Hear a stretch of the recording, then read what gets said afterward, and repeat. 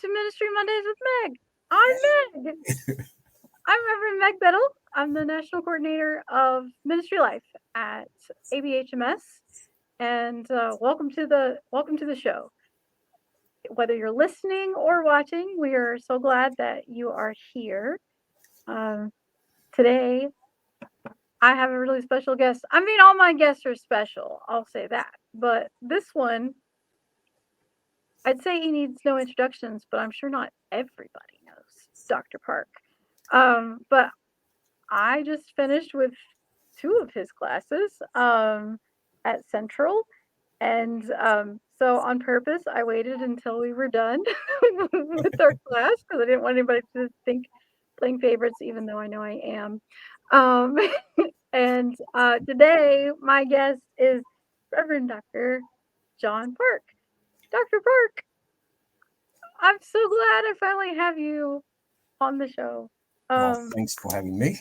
Yeah, thank you for being here and being a part of the Ministry Mondays with Meg community. You already got the T-shirt, so you're ahead of the game. So for those who don't know who you are, why don't you introduce yourself? Tell everybody a little bit about you, what you do, and we'll kind of go from there. Hello, everyone. I am John Park.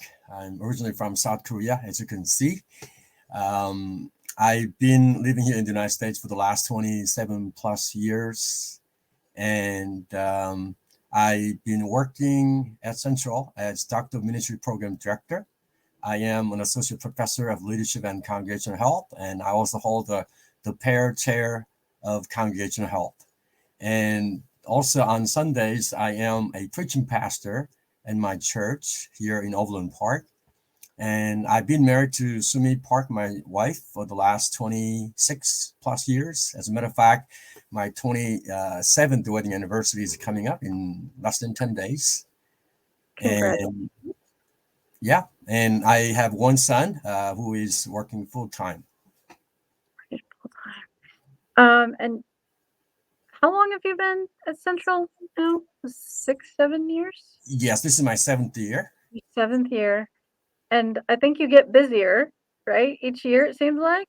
Yes, the program that I've been running is growing, and people are showing interest and making inquiries. Yeah. And you teach here, but I don't know if everybody knows that you also teach abroad as well, right? Yes, we have extension sites, one in Yangon, Myanmar, and the other one in Seoul, Korea, South Korea. So I get to travel to Korea twice a year in order to teach my class and also interact with students and faculty members there as well. The sad thing is that I won't be able to go to Myanmar at least for a while because of the coup and the situation there. As a matter of fact, I haven't been able to go to Myanmar since 2000. And the good thing, although, is that we've been able to host students from Myanmar, and we are expecting another cohort coming to Central in March next year. Oh, wow. That's great that there's another cohort coming. And I think the cohort behind mine is a large group as well. So, I mean, yeah, we have different cohorts. So I think the one you're referring to is a creative leadership cohort, and the one that I was referring to is MIT, Myanmar Institute of Theology cohort. Okay. So, and then there are 2 Korean programs and 1 online program. So there are 5 different tracks. So you're really like you have to be kind of like the guy at the flight deck, like where you're coming, going, what you're doing. Oh my goodness. Try and keep a track of where you are with everything and every. Oh yeah, I would need a giant like board and pictures. I don't know. Or maybe like when I was a pastor, I had note cards for everybody, kind of thing. That's a lot of students. Been blessed by God to have students from, not only from the United States, but also from Korea and also Myanmar, and missionaries from different countries as well. So Yeah. I always have to remember what time, the zones that I'm in, especially when I work with students from Myanmar or Korea.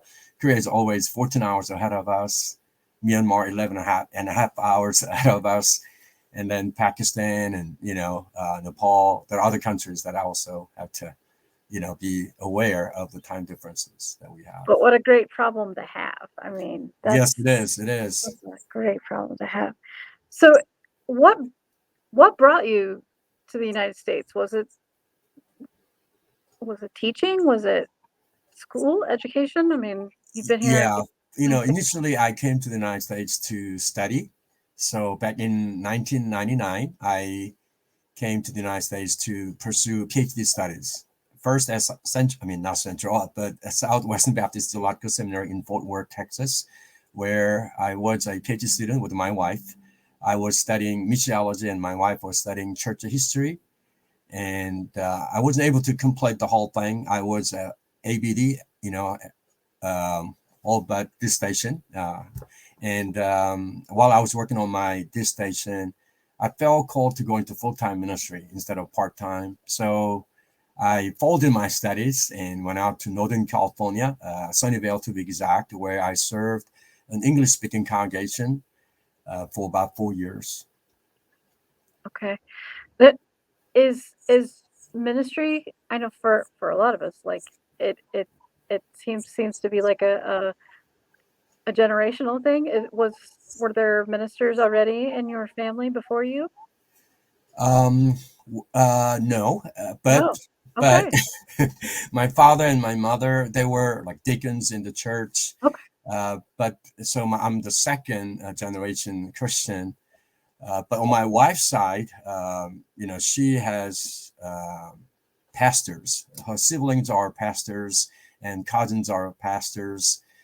So there are many ministry leaders. I don't think I knew that about your wife's family, that she had siblings that were pastors and family members that were I don't Yeah, she's the oh, fourth generation Christian. Uh, Her grandmother and great grandmother and her father and mother and her siblings are all in ministry. And her grandmother came down from North Korea along with her father. So they used to live in Pyongyang, which is the capital city of North Korea. okay. Yeah. Yeah, I mean, we've heard the story in class, me, but it's always good to hear it again, and Hmm. you put more of the pieces together and go, "Oh, I missed that Yes. detail," or, "Oh, I didn't know that about his wife." It's good to know people's story. Sure. Um, so when you got here, you you were you went to Dallas. Hmm. Um, what is that like coming? I mean, the only international travel I've ever done is a trip to Israel, and I know Hmm. what that felt like, but still people, spoke my own language there. I mean, so what is it like when you come? Is there did you feel very much the stranger? Did you find welcoming? Did you find community? Yes. So I had studied English when I was in Korea, and also as a Korean male who was obligated to go into the army, as a matter of fact, I took a test to go into a program called KATUSA, Korean Augmentation to the United States Army. So I Oh, was at KATUSA working closely with U.S. soldiers. So that was my first, I guess, taste of the American culture and what it's like to, work with Americans first. And so when I first came to the United States back on January the 9th, 1999, I had some expectation, I guess, of the people that I'll be meeting with.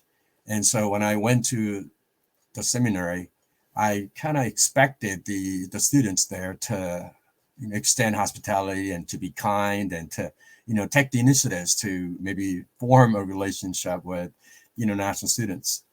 But then I was wrong. Everybody was busy with their work schedule, classes and whatnot.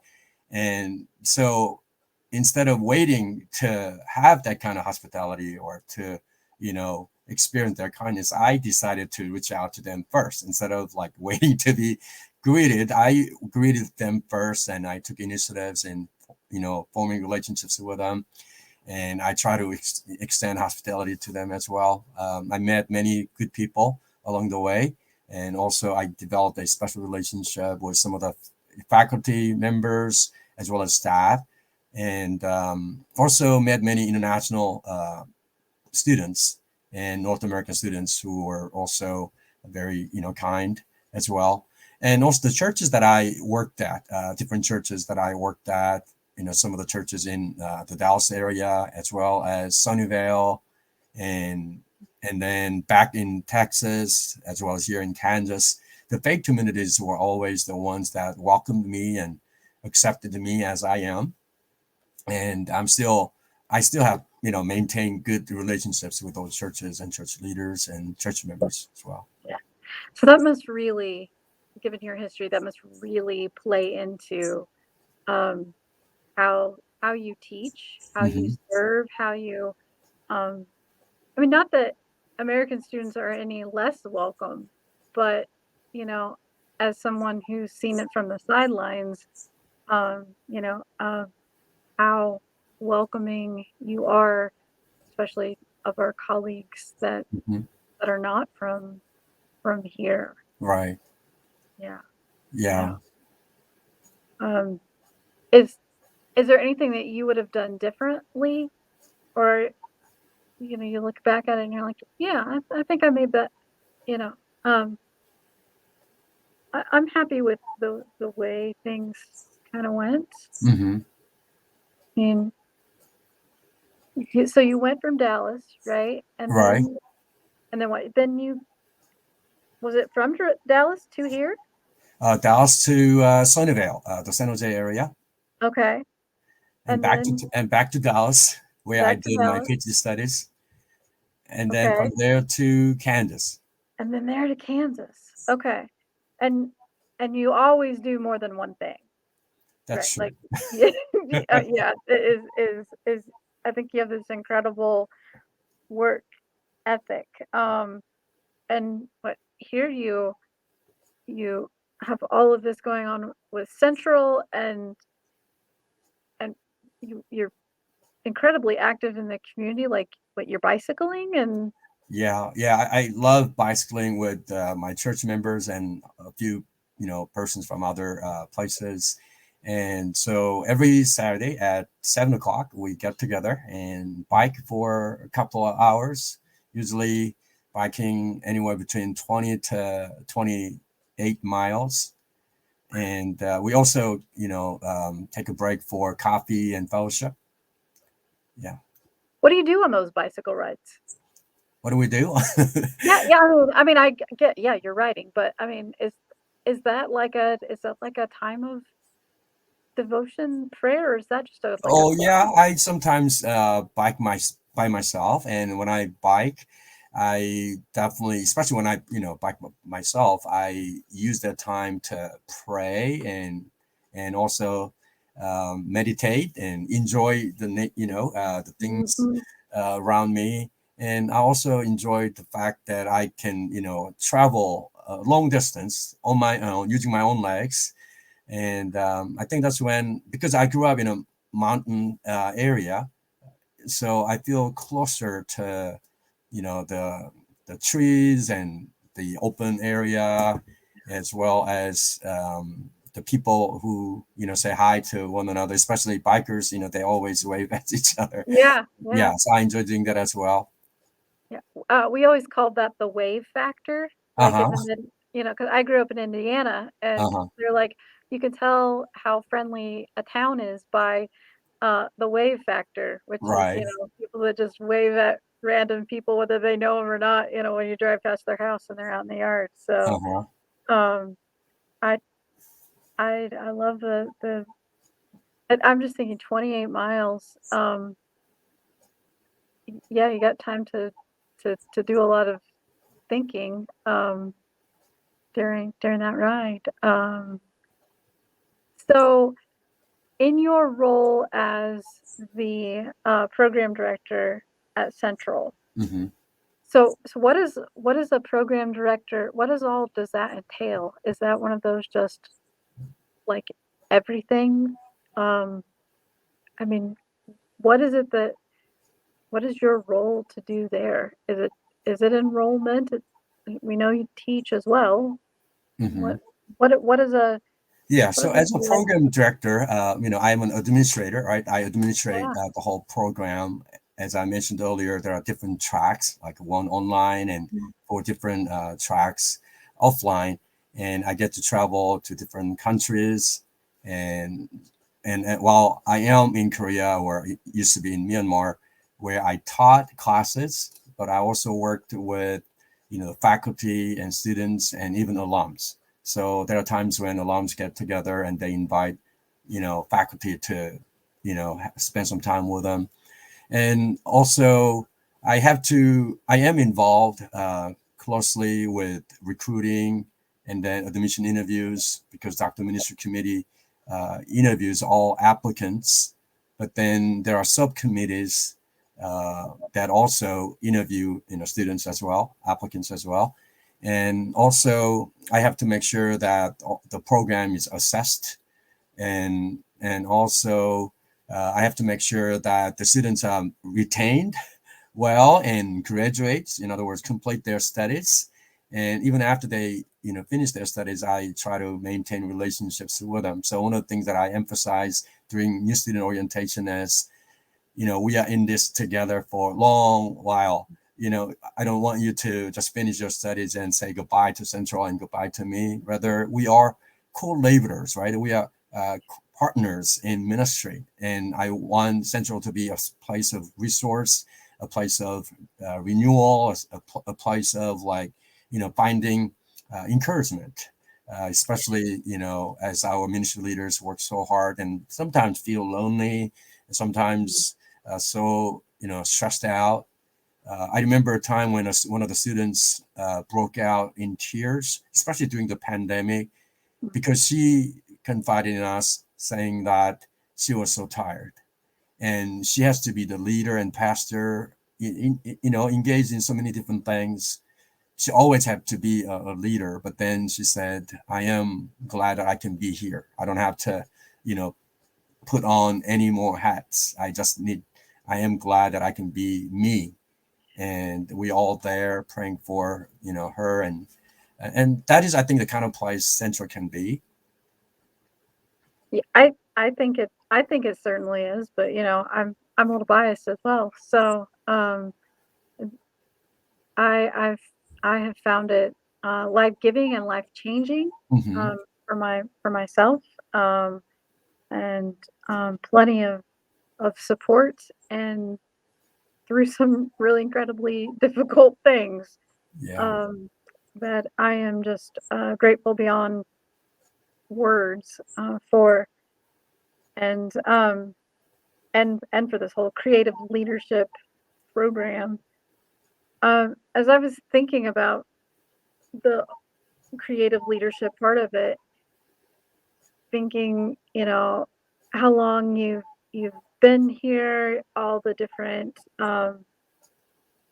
ministries you've served in. How have you seen your own leadership evolve? Yeah, I definitely, it has grown. I guess one of the mottos for me early on was to be humble and stay humble. No matter how great accomplishments I might have, I always wanted to make sure that I am the same person. I don't let my ego, get bloated or grow, bigger than God or anything, because I am the same person. And when God blesses individuals, you are enabled to accomplish many things. And also, it's not just you who makes things happen. It's always you and other people and you working together as a team. Just like, Max DePree would say, the first responsibility of a leader is to define reality, and the last thing is to say thank you, and in between you are a servant. So I always consider myself a servant, and whenever a leadership opportunity is given, I remain thankful, and I try to accomplish the goals. But at the end of the day, you are back to being a servant, back to a child of God. And whenever there are needs, I think God can raise people.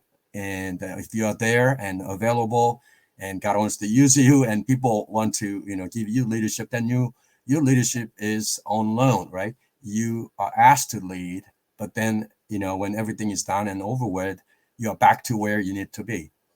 And so I always try to make sure that my ego doesn't, grow bigger. And also, I have seen myself continuing to, read up on many books on leadership, not only the popular ones, but also academic ones as well. And also, I try to meet people who are leaders, who are, serving in various, areas. And when I converse with them, I gain insights. I also hear their stories.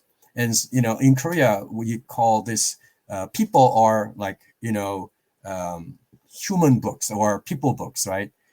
They are not just, in book format, but they are people who offer insights and information and wisdom and knowledge. So, I work with, books. The Bible is a book, and also we have to read a lot of books, right? But Right. people are also, kind of, people books as well. I If like that. if that No, makes any sense at all. no, I don't think I've ever heard of people people books, but that makes sense. I mean, we are the sum of our stories when we're not here. Right. You know, hopefully people will tell a good story about us. You Hmm. know, is would be my hope. I like that though. People books. Do you have I know you read all the time and the leadership books, but do you have a very favorite book? Not the Bible. That is not the Bible. I'm gonna say that that is not the Bible. Yeah, I mean, I guess there are many books out there, but I guess one of the books that I always found myself drawn to um, is I mean, well, let me put it this way. There's a book written by J.R. Uh, Woodward. It's a book that came out recently, and it's called Leadership Scandal. And that book is a really good book, and it talks about academically as well as biblically about how leadership can be challenged, and how our modern capitalist also sometimes greedy things can play into our leadership. And also I know we rarely talk about the spiritual beings, right? The evil spirits and whatnot, but those things sometimes play into our Christian leadership. So J.R. Woodward did a great job of dealing with the importance of how we need to continue to remind ourselves that we are followers of Christ before So we become leaders. I think I will put that in the show notes in case others want to look for that. But that's a recommendation, and I'm gonna definitely look into that one and add that to. I mean, I already have plenty of things to read, Sure. but it I guess so. sounds Right. fantastic, And actually. then, Max DePree is another person that I enjoy, reading. Like his leadership is a jazz, right? The quote that I, shared earlier is by Max DePree. And I also enjoy reading books by Eugene Peterson. You can't go wrong there. I mean, not Yeah, with Eugene. I mean, yeah, you can't go wrong with Eugene Peterson. Uh, and maybe not everybody knows you have a YouTube channel, yes, I right? do. that we'll put a link to in the show notes. And so who is your intended audience for your YouTube channel, though? Well, I used to have, so I have two, but then the first one, I no longer, do any updates at all because initially I started with this YouTube channel called Daring to Speak, 22 Ideas to Improve Your Ability to Speak English, which is also the title of a book that I self-published through Amazon. So that channel reached 1,000 subscribers at some point, and I stopped that, and then I started another YouTube channel called Young Seol Ji-gong. It's a Korean, basically English with John Park. So that's the title of my YouTube channel, and it has about 2,400 something subscribers. I have 11 members, like pay members, who get to spend some time on a regular basis. So I have like a monthly Zoom meeting with my members. Oh, well, that's cool. And Yeah. and that's one of the things when I went to a conference in Las Vegas that Uh-huh. the not up and comers, but also those who are actually making money at it. That was something that they were talking about, how the importance Uh-huh. of having that those paid subscribers and Mm-hmm. engaging with them, Right. and how important that was.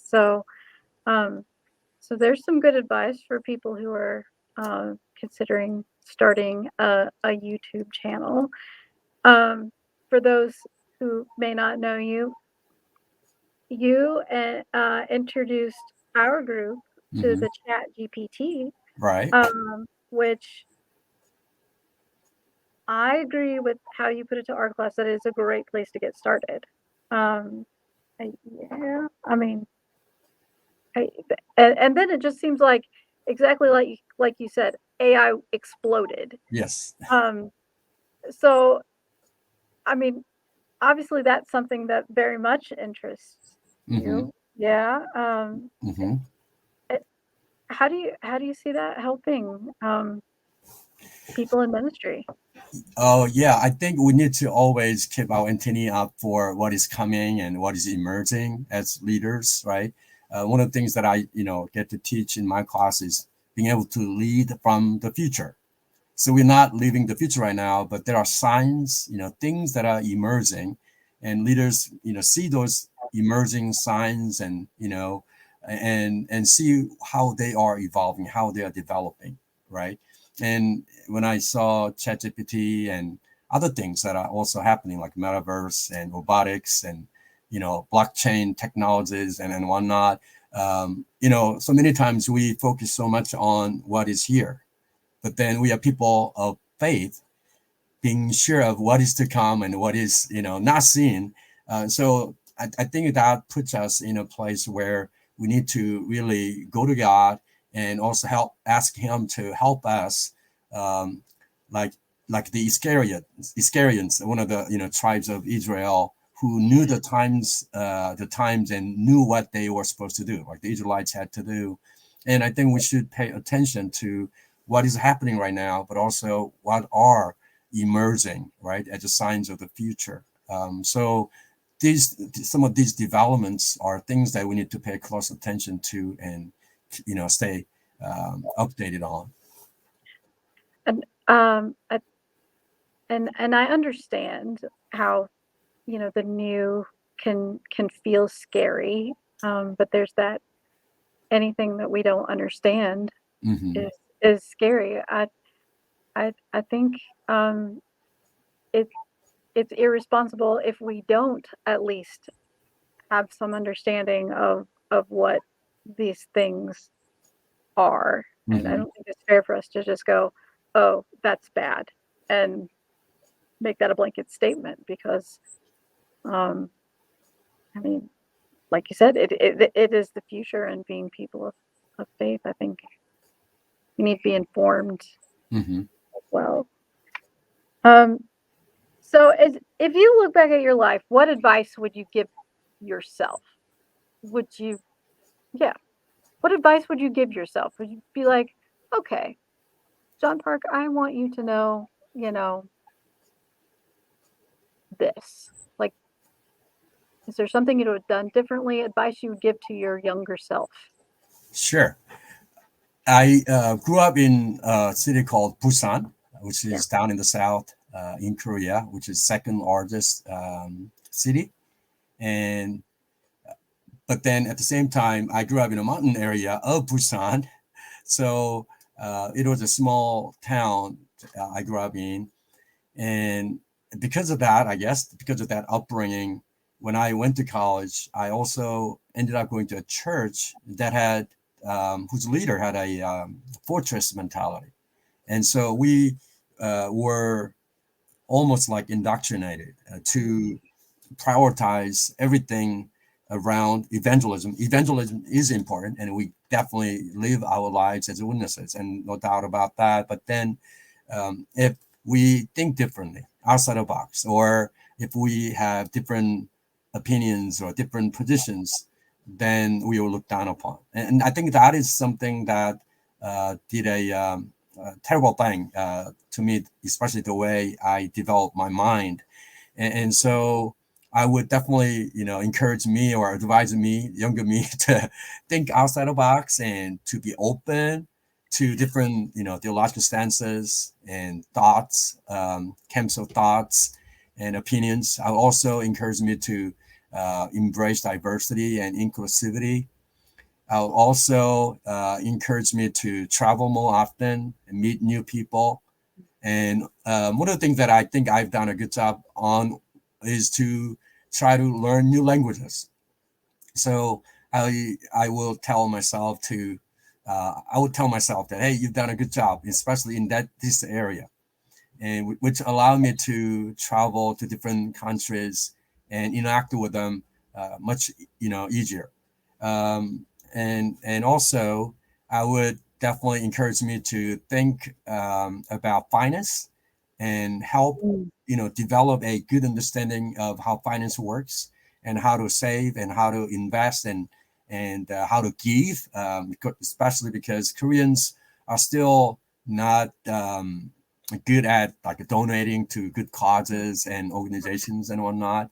I worked, as a fundraiser for 18 and a half months for Central. And during that time, I realized how important it is to learn to be able to give early on, believing in causes and, especially seminaries and places that are so important for our societies. Those are those are great answers. Those are I really, really, especially I appreciate the um talking about the church that you grew up, because I think so many of us have similar kind of experiences, and um and then when by the grace of God our eyes are opened, it really is life changing and life giving. Mm-hmm. Um and and I am, I think, like you and so many others, grateful for those opportunities that God has given us. Um, so for everyone watching or listening, we'll make sure that we put uh, books and links and things like that in the show notes. But I have to ask you my joy question. Okay. It is my favorite question. So think about all those things that you do in your life, and what brings you joy. What brings me joy? Mm, First and foremost, I find great joy in knowing the fact that I'm a child of God mm, and that I'm loved by my family and my loved ones and my communities. I'm also, you know, um, a valued member of my communities, of which I am a member. Also, seeing people grow and people change for the better always brings me joy, especially as I work with students. I shared earlier how people find joy and encouragement in being with faculty and other students where they feel safe. And I also find great joy in when I see students find solutions to their, long-held problems or long-held issues. When I see them having aha moments, that definitely brings me joy. And also, I find the great joy in growing things like, my YouTube channel, for example. When I see the number of subscribers go up, it makes me joyful.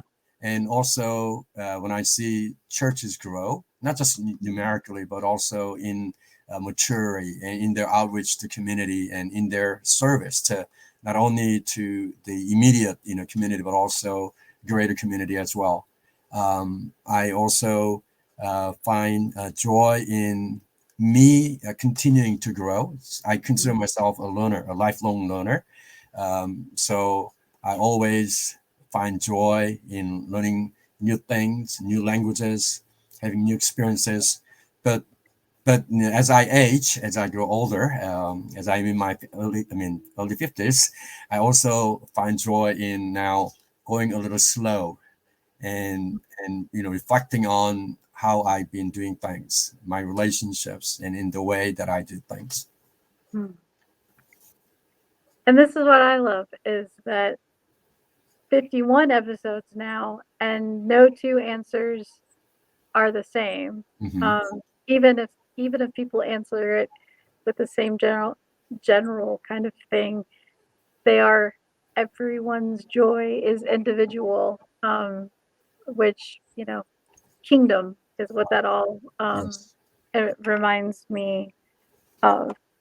Um, I am grateful for you for your ministry at Central and for all that you do for being an encourager and just being willing to do the things that God asks of you and the lives that have changed as a result along the way. So I really am. I am grateful for you and for Central's program. And I'll just put another little plug out for Central if you're thinking about the Yes. DMN program. Uh-huh. Get a hold of me and I'll introduce you to Dr. Park, or we'll get you Dr. Yes. Park's contact information. We'd love to share it with you. And I'm not just saying that to be flip or anything. Dr. Park knows, I think, Yes. Yes. how And Meg, important. we Central is also blessed and fortunate to have you as one of our students in the DMIN program, and we always support you and the work you do, and the HMS and the great things that you guys do. We also root for you, and root for the ministries that you are involved in as well. Yeah, and I'll say that's very, very true. Is of all of the professors, everyone in Central, everyone is just great about being a cheerleader for all of us in the many things that we do and the many ways that we serve, and so I am grateful. I thank you for the gift of you, and I thank you for your time and for sharing. And we'll make sure we share all this information with our viewers. So thank you, Dr. Park, for doing this. I appreciate it. Thanks for having me on. Yes. And we thank you, our listeners and our viewers for being a part of this journey. And we will see you next time. All right.